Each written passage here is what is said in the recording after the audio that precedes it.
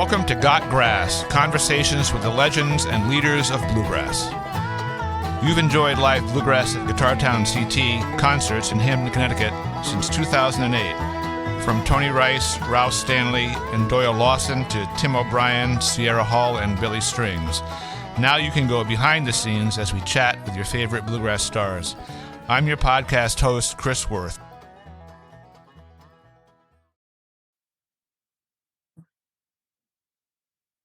I want to thank Danny Paisley for coming on Got Grass today. Welcome, Danny.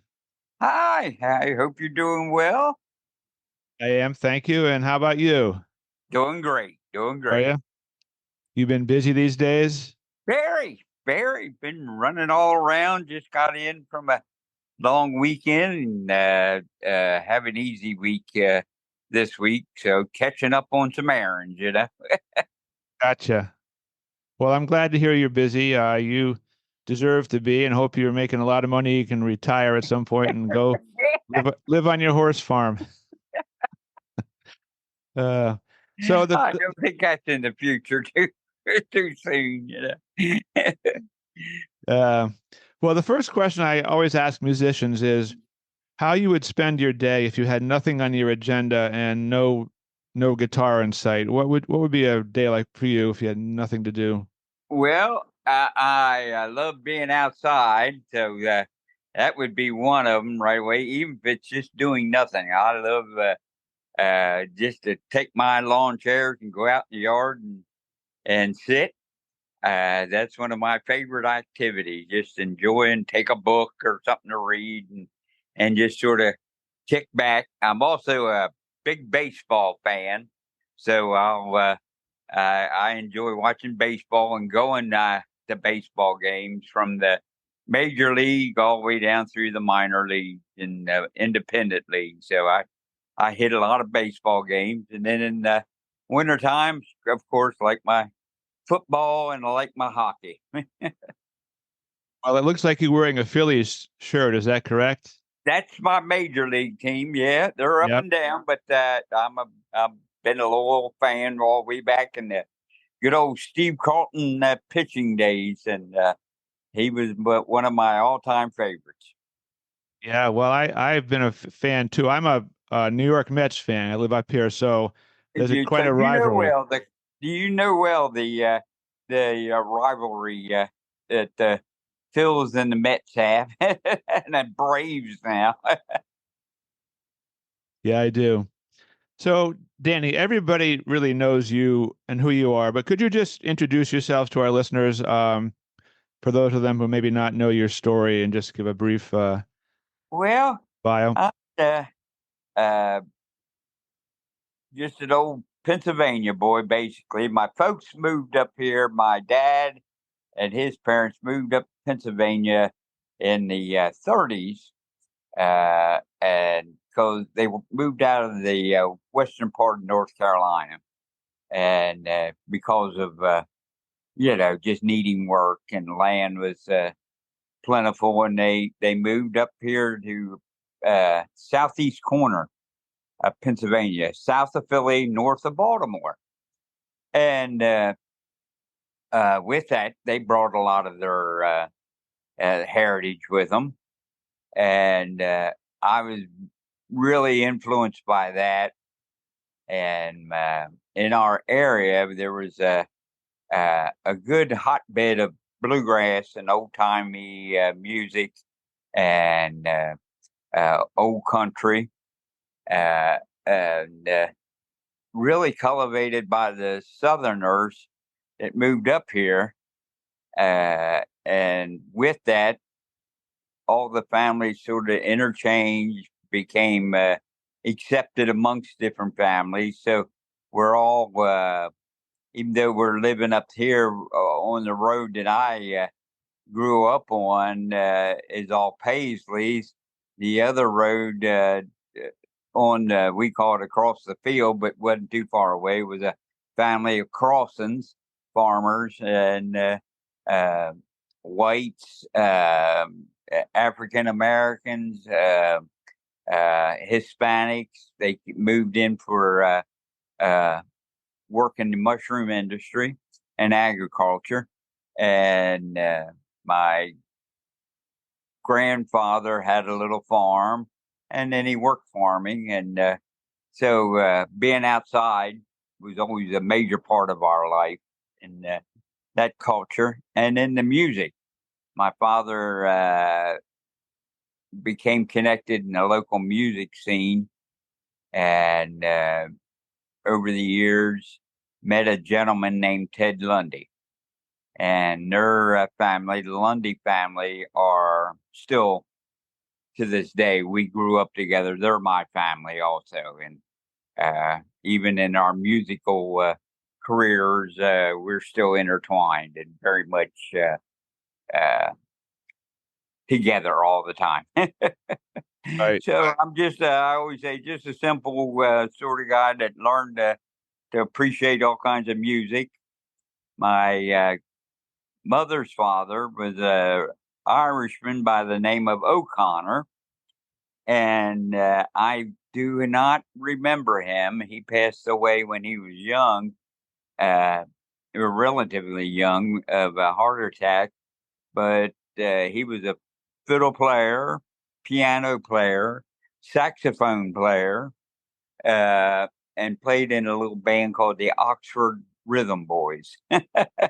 And my mother and my father spoke very highly of his music, and that also in our household we had a lot of that influence. Plus, with my dad and his guitar and his love for simple things as just a guitar and a mandolin and things like that. So we learned to entertain ourselves when we were young, and then as the music uh, grew, my father's music grew, and then the band got started back in the early '60s. He started playing with Ted Lundy, and since then it just uh,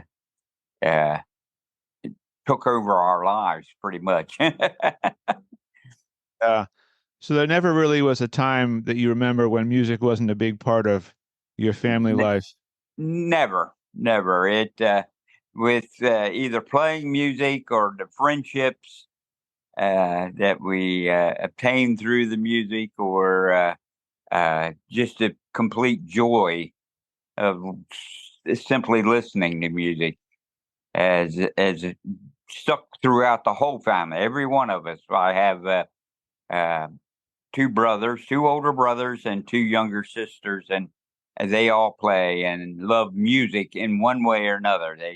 My oldest brother Jimmy, who passed away now, he went on to more um, school music. He was a band director for one of the Marine band outfits.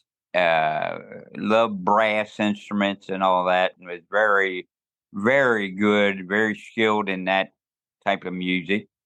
My oldest brother Mike, who many people know played the bass fiddle with us, also is very good at like trumpet and brass instruments.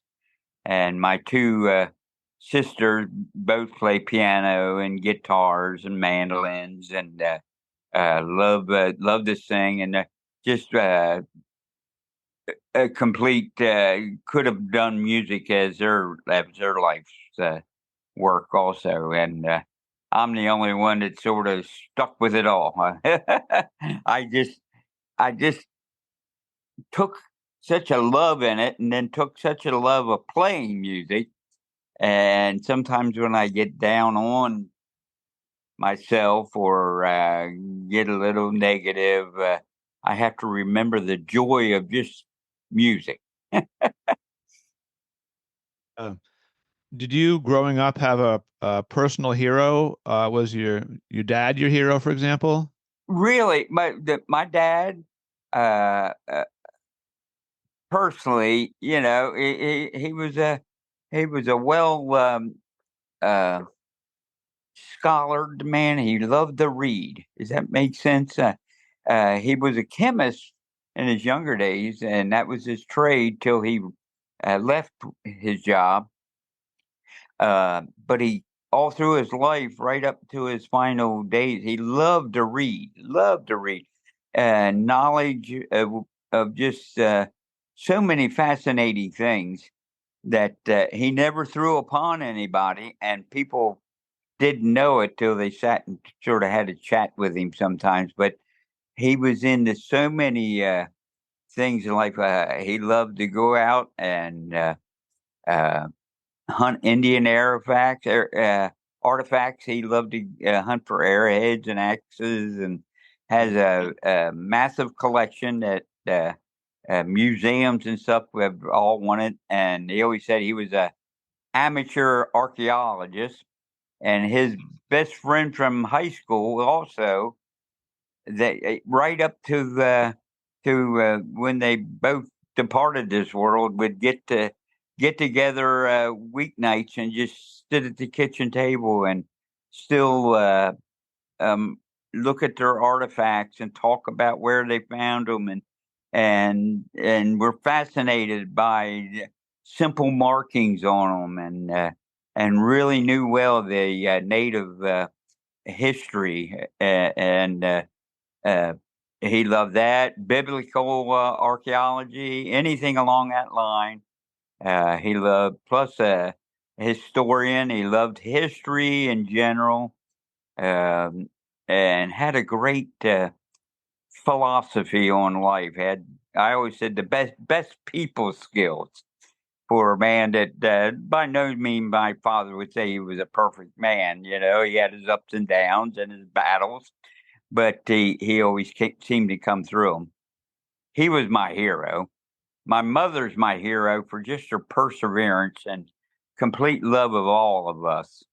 Uh, she was always the glue that kept us together as a family, always doing what was needed for the family, and very much she was the most unselfish person I think I've ever met. Always right up till last night when we all went out and had dinner, concerned about someone else. And she's 93, and we're taking care of her, but no, she's concerned about us. And Yeah. then musically, of course, Bill Monroe, Lester Flatt, all the first generations. Uh, Loved jazz, a lot of those. Local heroes such as Del McCurry, Ted Lundy, because of his banjo playing, and knew him as a gentleman. And so, yeah, these fellas were an inspiration and a hero, to speak. Yeah. Yeah. So your son plays in your band. Your son's quite a guy. He's a politician and a great musician, as I Yes. know from talking to him. Um, do you think he's going to take over in your footsteps at some point, or do you think he's going to Oh be yeah. governor? I think he's gonna be both. Both. I do. That would be no lie. Uh, he has a real knack and real people skills, and he has a real good head on his shoulders. And everything he does, even in his political career, is for betterment of people.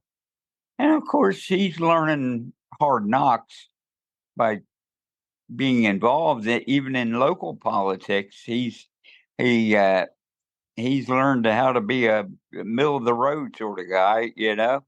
But he has his views, and musically, he can play with anybody now, and he has wonderful ideas.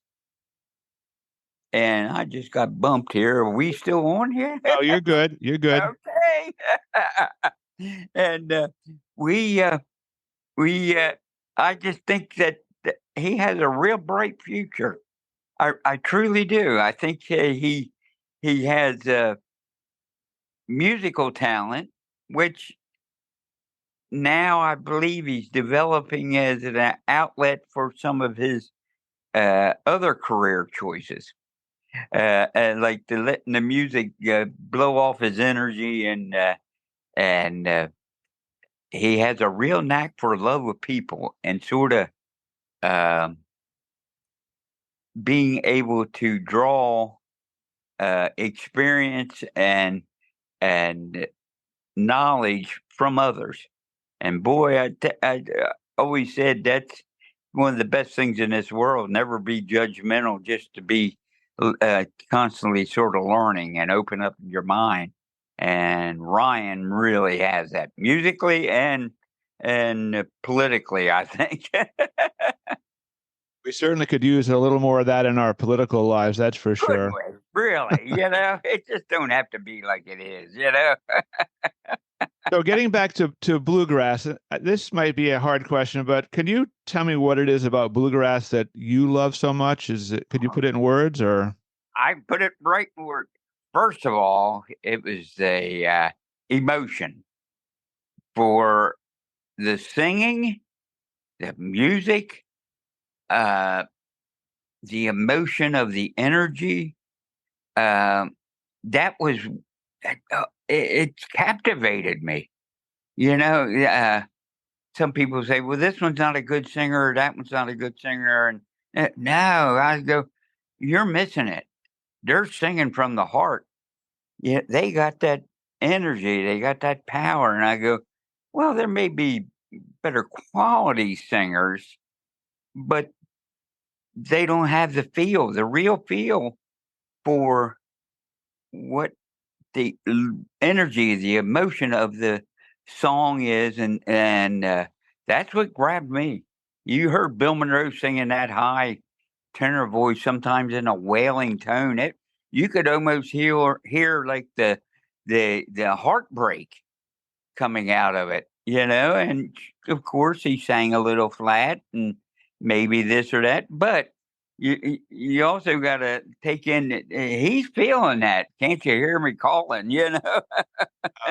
And that's what grabbed me. The Stanley brothers could break your heart with just one or two words.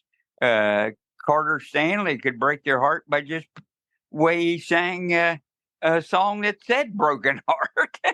He made you feel. Lester Flatt brought that excitement. He had real showmanship before it was a major part of the music, because he could just excite a crowd by talking with them, Right. and you feel so welcome. And I seen him, and I know he made when he come to the little country music park right here next to him, Sunset Park, and Earl Scruggs. Well, everybody was there to see Earl Scruggs. I mean, the place was crowded that day, and I couldn't wait to see Lester Flatt come on stage. And when he just said, how good it was to be here and visit with you neighbors, it was like he was talking to you as a neighbor. you Uh, know, and he sincerely felt it. He had a very fun show they did. yeah. That's what drew me. That's what got me. It's funny because I asked everyone this question, and they all mention the emotional connection of the music is really what it's all about. I agree. Uh, Yes, yeah. Like you and I, we only met through an email, and we did a show together, but we connected right away, and we know that you have an emotional connection with music, so we do with you, and it sort of comes together, and that's the way this music is based upon, through um, uh, getting together and meeting the people. You don't get that in country music nowadays. Stadium country music, they can't. Even some bluegrass bands now don't want to have anything to do with anybody else, and that's sort of missing. And yeah, that's how we make connections, we make emotional bonds. We know what people like, and then by doing one of your shows, we also see what kind of music you have and what you like, and then we got a bond because we'll pretty much like the same thing, maybe different boundaries or different edges of it. We'll uh, like or not like, but I don't dislike it, and I know it. right, right. I was wondering, do you remember or do you know when and why country and bluegrass, which used to be kind of on the same bill, Uh-huh. split, and country went where it is now, which I don't know where it is, and bluegrass Yeah. kind of stuck with its roots.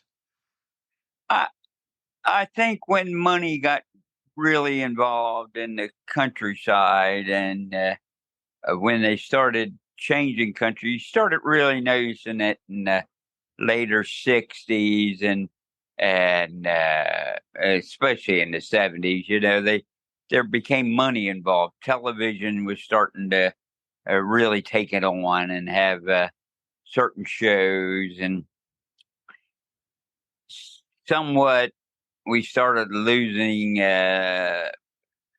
some things that is probably good. The hayseed country boy image, now it's sort of coming back with the glamorous or the real sparkly suits and such. You have that.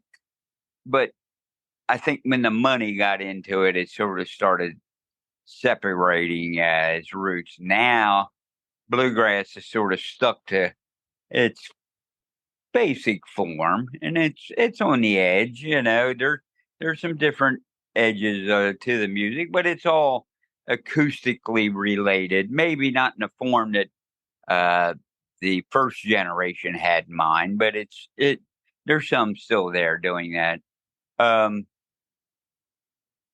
when big money took over, now we're at a total different point with stadium country, I call it. And then that's multi-dollar business, and they don't want that. There's not enough money in the old country. Right. I hear you. Let me ask you a little bit about playing the guitar and singing. Could you sing? Could you sing in the band without playing the guitar, or do you feel like it kind of like you have to have It's that? my I never was the best guitar player. I can play rhythm, but as I got older, my dexterity is uh, starting to go down some. But I'd feel really I can do it, and I have, because I've just sat in with people singing and stuff. But boy, it's awkward, very awkward. I don't think I could just stand there with a mic, got a lot of people, and sing. I think I would be pretty much naked out there. Do you tend to keep your favorite guitar? In other words, do you have the same guitar that you've loved playing for a long, long time? Or are you, like many guitarists, always looking for a new instrument, a new sound, new whatever? I have a lot of new guitars, and uh, some are endorsements, and they're all good, or I wouldn't accept them. Uh, my favorite guitar I don't have now. It's my dad's D18.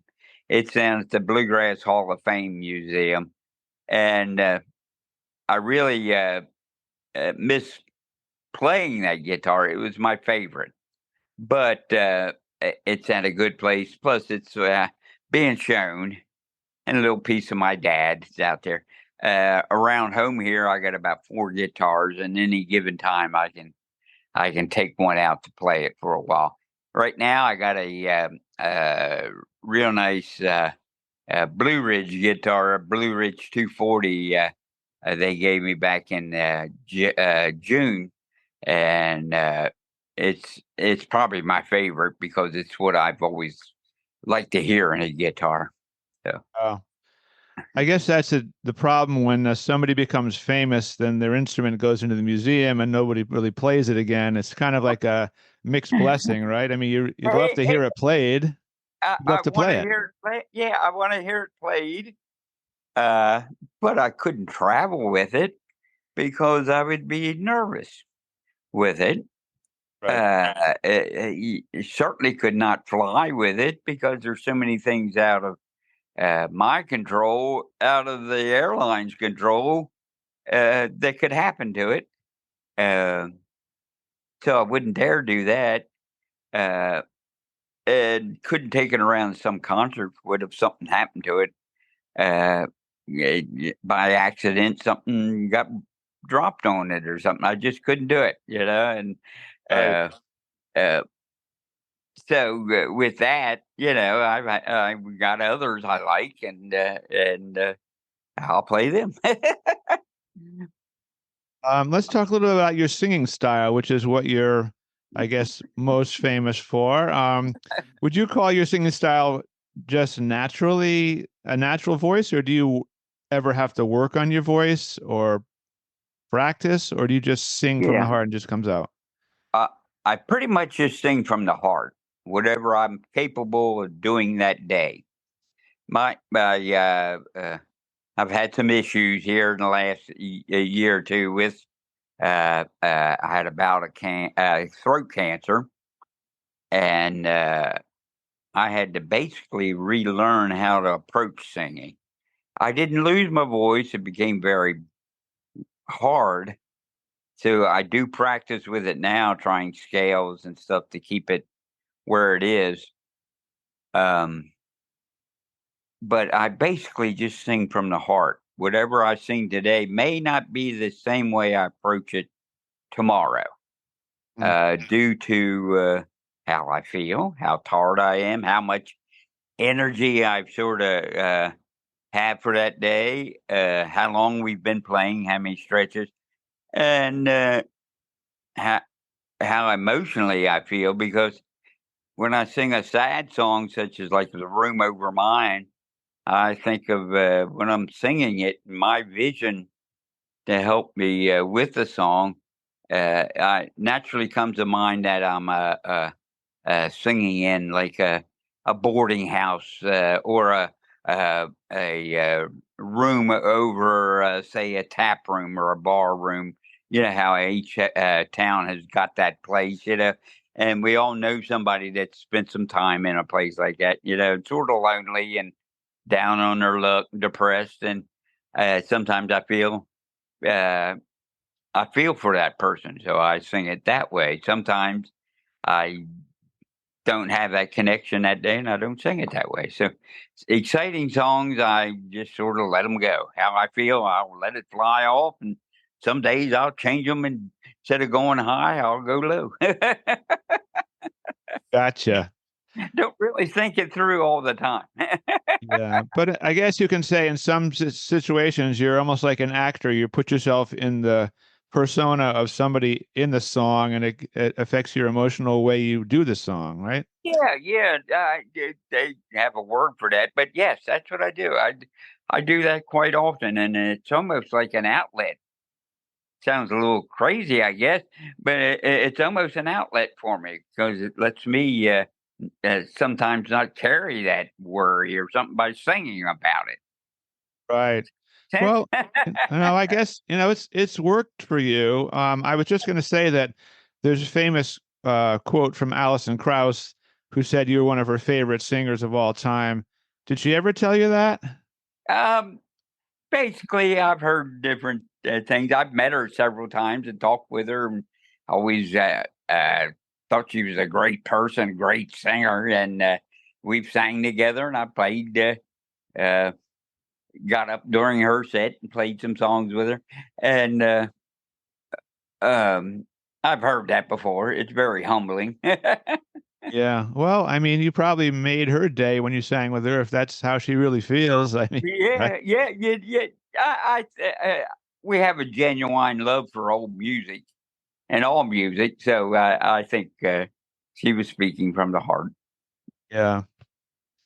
Um, this is a little more of a philosophical question, but in looking back at your life and career, what advice would you give to your younger self if you had some advice to give to a younger Danny Maybe Chasey?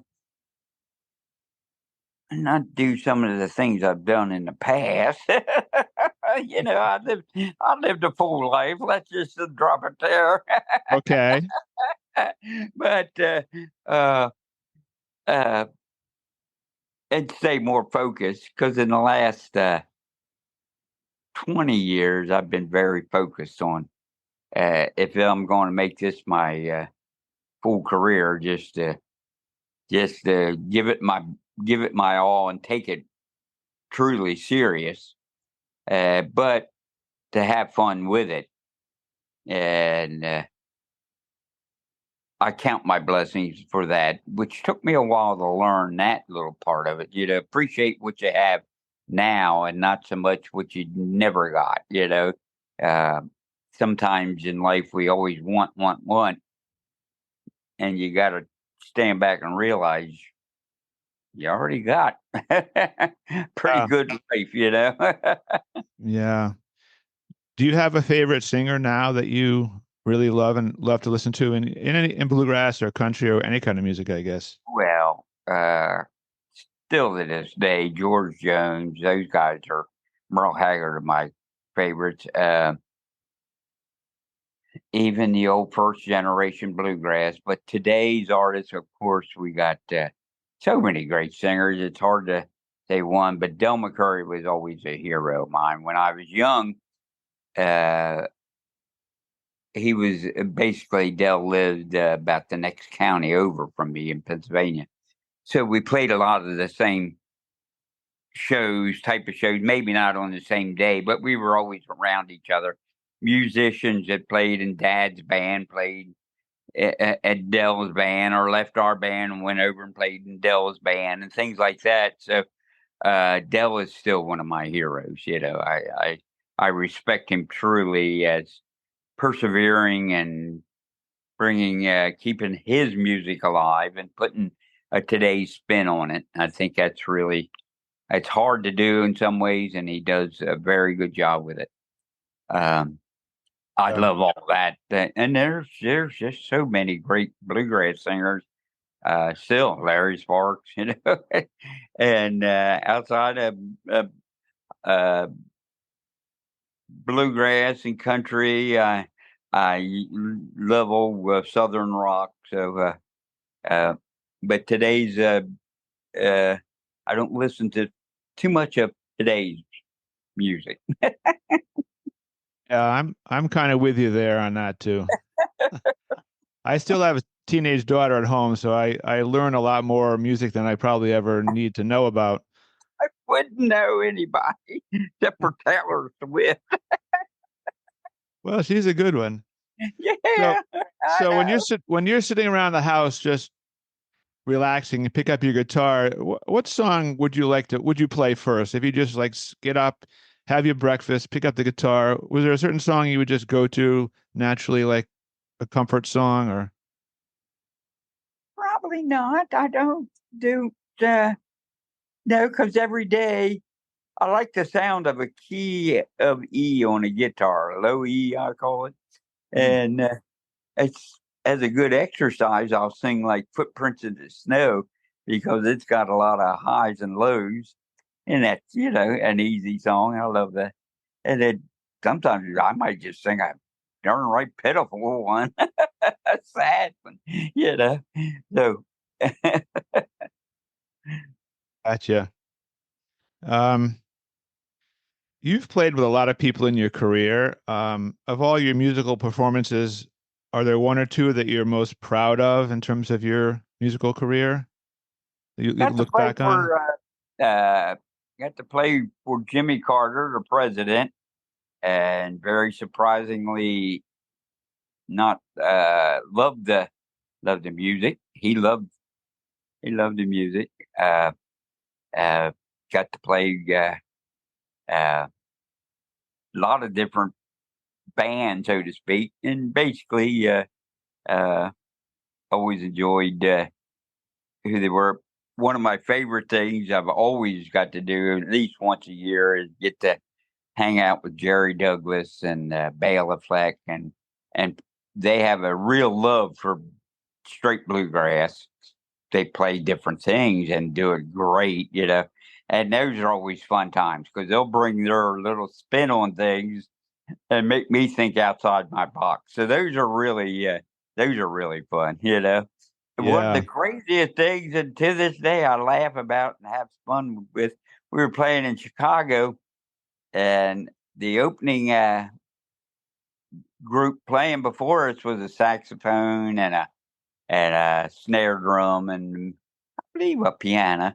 And the promoter said, "Hey, Danny, do you think you could do anything with this uh, sax player?" And I said, "Well, they're tuned a little different, so let me think." And then I said, "We'll just play whatever key we could make it in." I think it was like an F or something like that.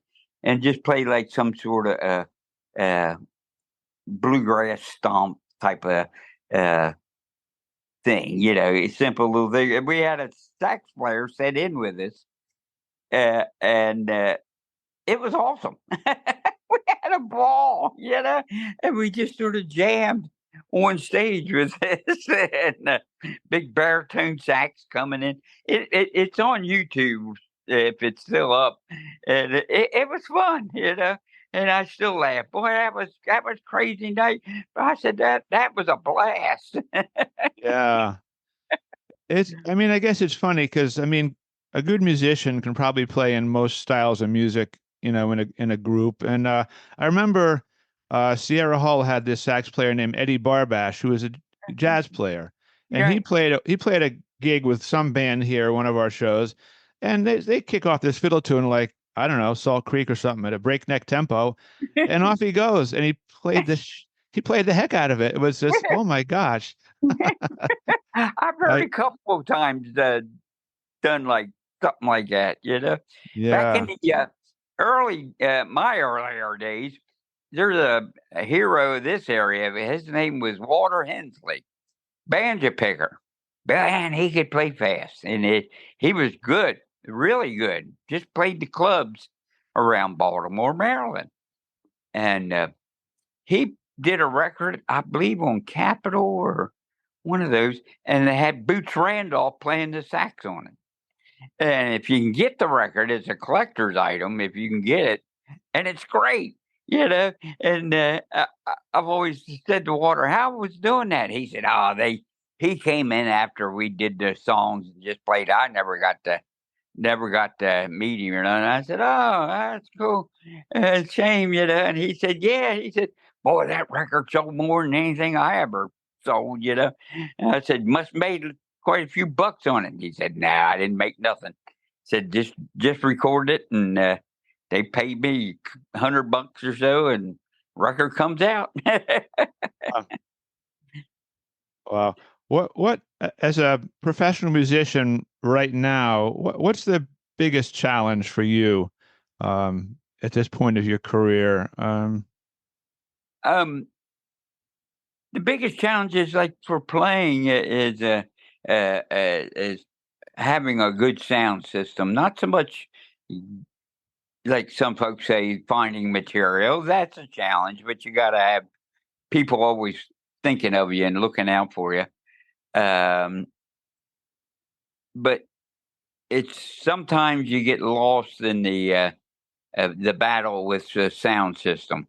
You can play a really good show, and maybe you heard it through your ear monitors, but it wasn't coming out front. There's some good sound companies out there, and there's some others that just do maybe electric music and stuff, and they've never been able to capture a good bluegrass sound, I call it, and so that gets lost, and that's a challenge. That's all for a band of any band. That's been a challenge, and uh, would like to see it get better, but uh, unfortunately, yeah, budgets and work and who's available and everything has a lot to do with what is available for the venue.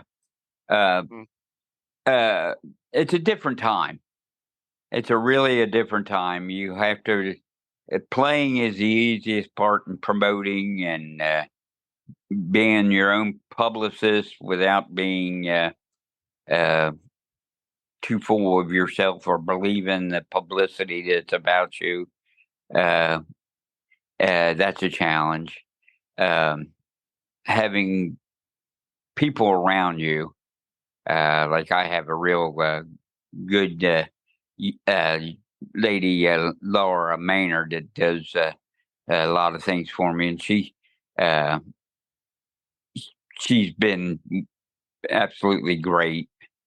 Uh, and then my son, big help, and then the family. Uh, it's a challenge. The more you do, the more you're away from your family. So that can be challenging, especially for a young man or young lady just getting started. So Right.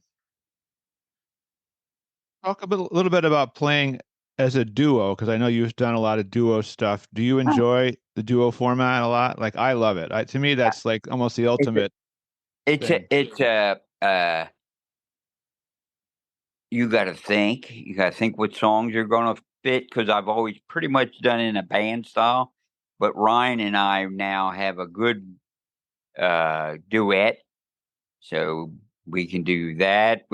He's an excellent musician, so he can even without too much practice, he can kick anything off uh, right well. Just he might go over it a time or two with himself, things like that. So yeah, and we do that.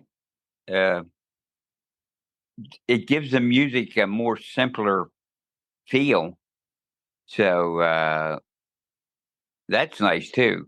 Mm. Sometimes we clutter up the music with too much, and but when it's just a duo, it's really nice. Lets them sometimes lets the music breathe. I call it. Lets it open up. Yeah, I think that's important, especially in this acoustic music, bluegrass. I mean, you really want to hear all the intricacies. You don't want to get overpowered by it. You just want to enjoy it, hear it. Sometimes young players don't quite understand that you don't have to be on the mic overplaying others all the time. It's hard to teach a young person that we don't need you right up at the mic right now, overrunning everything because it's not all about you. And some of them cannot take that. That's not in their mindset. It's not what they want to hear, and so that's a learning and a humbling experience. Uh, there's parts in a song where it's best for me to sing easy. I have to learn that sometimes uh, to know who I'm playing with. It's very important for the other musicians to know that uh, that today when they hear a certain me start to go into a certain phrasing, you got to back off, and that's hard to teach because they're taught otherwise. They're taught, get right out there and make your mark right away, And a band situation is a lot of give and take. Yeah. That's interesting. I mean, my career was a historic building restoration guy. Uh-huh. So I dealt with a lot of young architects on old buildings, and they always want to come in and make their mark. That's what Uh-huh. they're taught, right? And I Yep. said, no, you got to let the building tell you what to do. Exactly. Just watch for a while. Look, don't come in and you got to draw this, take this out, rip this out. So I probably similar in music. It's something Yeah. you just Yeah. develop over time. You You learn got, to. I say you got to let the song speak, and sometimes it don't require anything in the background much. Mm, Let the words sort of speak. Sometimes let nothing speak because you want them to think about what you just sang. yeah. And some people think, no, I need to be right up there. And it's much like you were saying, they come in and want to put their own spin on it. And I've had people as I'd be uh, going over a song with go, no, I'm going to approach it my way, this way. And I go, no, no. And that's usually a first indication whether you're going to be a team player or it's going to be about you. And then there'll be a few more times of things like that. And I say, listen now. Right. This is a give and take. This is not you're not coming in to make a big mark, put your mark on things. We're letting the song mark it. Our music's already established and out there. We're not going to uh, have to rearrange everything because you want to play this certain thing. You know. Sure. Is there any female singer out there that you have not sung with that you would love to sing with? Wow. Well, yeah. I always wanted to sing with Dolly Parton. That's crazy. but she's one too. She's the one like got that. She can break your heart. She Yeah. can sing a love song. She could sing a snappy, sassy thing and put you right in your place. And yeah, that's definitely been one. I know it sounds crazy, but yes, right there you go. Well, couldn't that happen? Oh yeah, yeah, it could Good, happen. right? Yeah, it would. It would That'd on be my no, no, oh man. uh, This uh, this is a lighthearted question here, but when you're out on the road, do you have a favorite type of food that you look for or search out? Like you have a favorite thing when you're traveling you like to get? uh, uh, used to be like love Chinese and things like that. Uh, now no, because of my cancer uh, treatments and such. My eating is very up and down. Uh, and so I eat a lot of like chicken and stuff like that when I'm on the road, or not at all. I'm a terrible sweet tooth. Some days that's all I live on. That's all I can taste. So that's all I want. Back in the day, it was Chinese, and we loved it. And uh, we love so-called probably Americanized Mexican food. Mhm. We live in a place that has a lot of great Mexican restaurants. So uh, that, but yeah, those are my two before. Yeah. It's funny. My youngest daughter is a vegan, and so my wife and I are pretty much vegetarians. And as I've got older, I my diet is much simpler. I eat a lot Yeah, simpler, less fresh vegetables, a lot more, and not as I don't eat meat and pork and all that stuff anymore. I feel yeah. like I'm happier that way. I think you are. We eat lots of chicken, and I eat lots of salads. My lady Amanda, she fixes these wonderful, just taking vegetables out of the garden and sauteing them with a little olive oil and just grilling them lately or something. And we just sometimes eat that, and it'll be terrific. And I always say it opens your mouth up to all these different flavors sometimes that it's really uh, feels good. But I swear you're much healthier. You know, Yeah.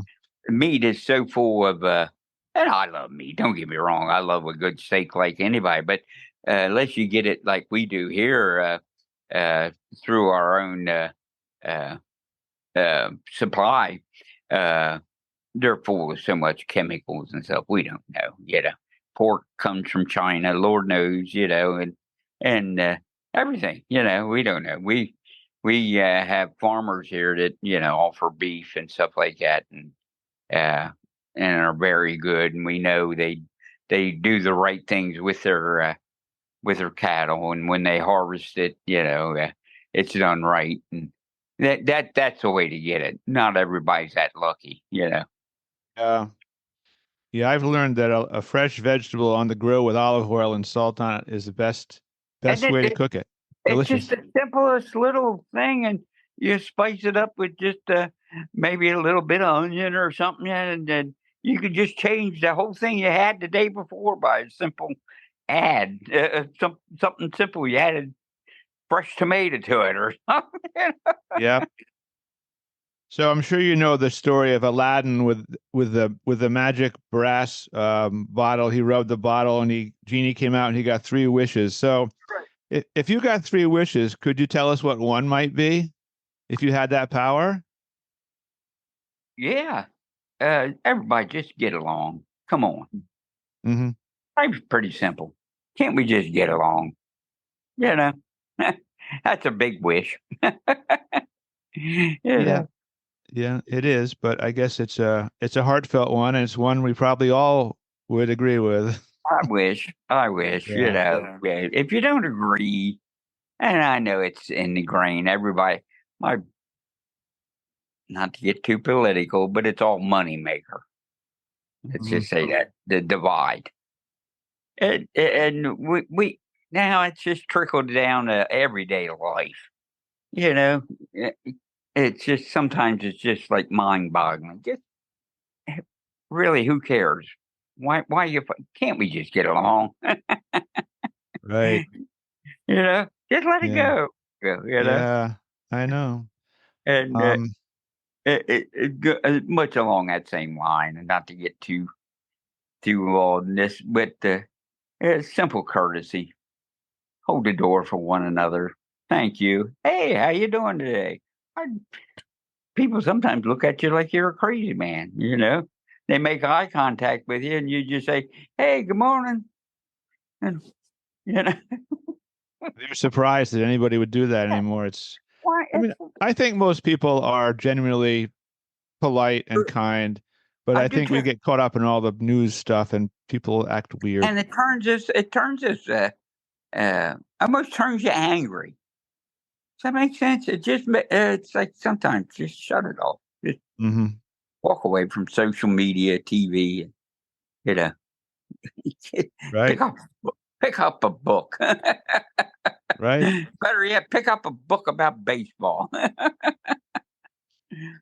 So if you could go back in time in bluegrass history and choose any one person to play with, sing a duet with, or play a duet with, would you have a hard time choosing?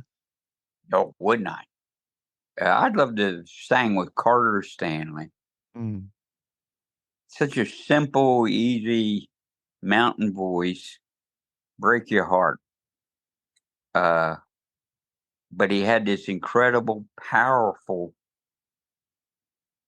brother that sang this incredible tenor. Yeah, what a duet. Another one like in bluegrass history, Lester Flatt.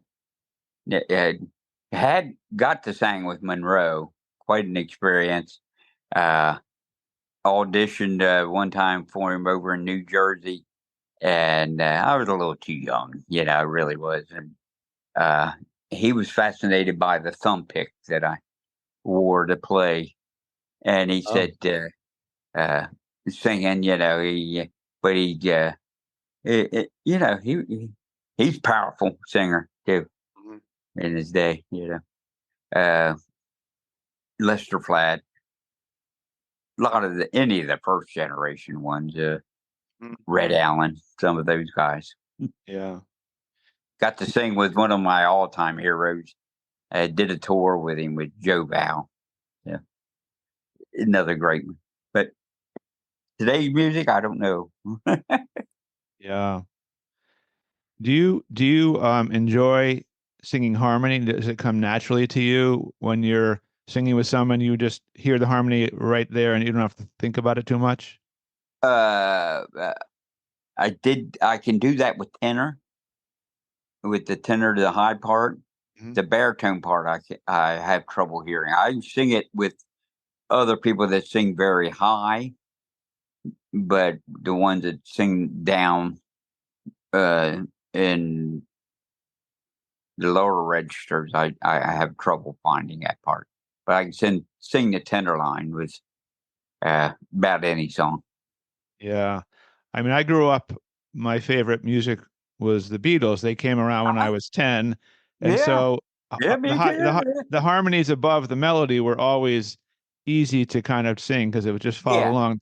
The yeah. ones below the melody, I still find very challenging. They're the real hard ones because they just weave in and out. I call them.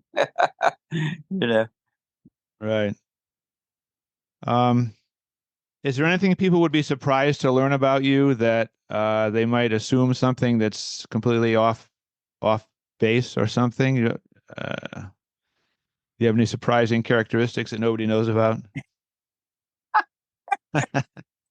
I'm not trying to embarrass you. I'm just looking for a little fun here. Oh, no, I can't really. None that I've ever really put out there. Let's just say that. Yeah, I got, yeah. trust me, I got my quirks. As much as I say that I'm a little impatient. Let's just say that. I Mhm. get I get a little impatient. Yeah. Just ask Ryan or my Amanda. I should ask them. I should ask them this question, not you. I guess. I don't like sometimes I say like a road atlas. I know, or GPS directions, and I'll go. Well, no, that ain't the right way to go because do this, and I go. I know that, and it's a little bit because I've traveled the road so many years, blah blah. But their GPS is sending them on this brand new road that I didn't even know existed, and they'll quickly point that out. Maybe you don't know all you think you do. Oh boy, we just had this experience because my daughter and my wife are so, they're on the phone. This is how you get there. I say, no, I know how to get there. Yeah, So we're going down to Brooklyn, and this GPS is sending us to the George Washington Bridge. I said, no, that's way out of the way for Brooklyn. I know where Brooklyn is. It's nowhere near the George Washington Bridge. And they kept insisting that, and I said, no, we're not going that way because I mean it's just common sense. yeah, I don't know. yeah, and then you pick up like when we're at a truck stop or something. I love road access. That's a quirky little thing too, and I visualize where we're headed and things like that, But then you go in there and look, they go, good googa mooga, they put in a brand new interstate that cuts right through here. When did they do that? I go, that must just happen. Now it's been here for about 15 years. Oh man. That's good.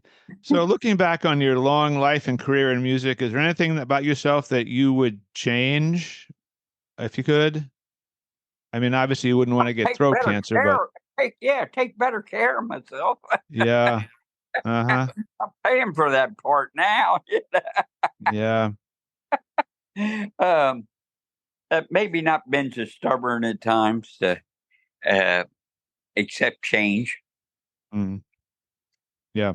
Uh, you know, it's probably taken Ryan to say, you could maybe bring his music up to date a little bit.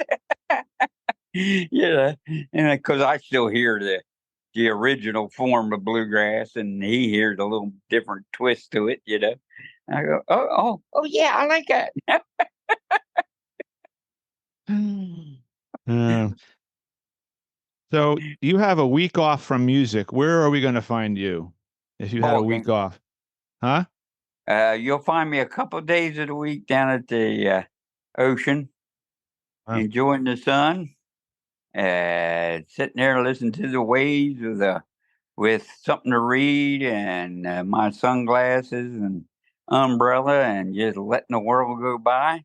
And then when I get home, I'll be going to the baseball games. Mhm. That's a good week for me. Yeah. Sounds like a good week for anybody. And then in the wintertime, it'll be just getting outside and messing about and maybe catching a hockey game or something like that. I like we got minor league hockey teams around, so I hit that. I hit those too. Good Well, outlet. yeah. Well, that's a good attitude. I like that. I do the same thing. I'm a big hockey fan too, so I love Yeah, that too. it's coming up. You're always excited, like baseball when the season first starts, and then after it gets going, you sort of realize what your team's going to be that year. And for a Philadelphia Flyers fan, sometimes it's not been too good. Well, you like the Rangers, you've had your ups and downs, so We all do, yeah, right. all do. Teams ebb and flow, So is there anything you'd like to add as a final comment here before we sign off? Anything Well, that we've missed or you want to you mention? covered like. Well, I just say that keep an eye out. Got a couple of singles out now. What crosses your mind until Lonesome comes around? There are two singles out, and should have an album be out. It's all done, and few up to date touches on it. people might be surprised with, and it'll be out probably this winter. Next year is my 50th year. We're not celebrating Wow. for playing pretty much professional.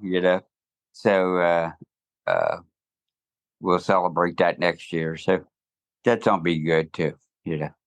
I forgot to ask you this one question, which relates to that. Did you ever think in your wildest dreams you'd be one of the elder statesmen of bluegrass like you are now? I mean, not to put too much of it. Oh my God! Already. Okay. No, we'll edit that question out. No, it's fine. I guess time really in this music is almost a blessing. As you get older, you take all the experiences you had and start to make them work for you.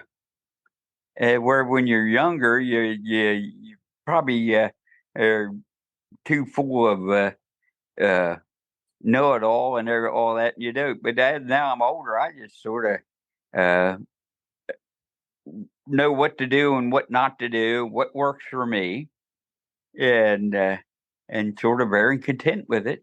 And being one of the elder statesmen is, I guess, I have to thank the people for that, because the fans, otherwise I'd have just sort of drifted back and been one of the others, and I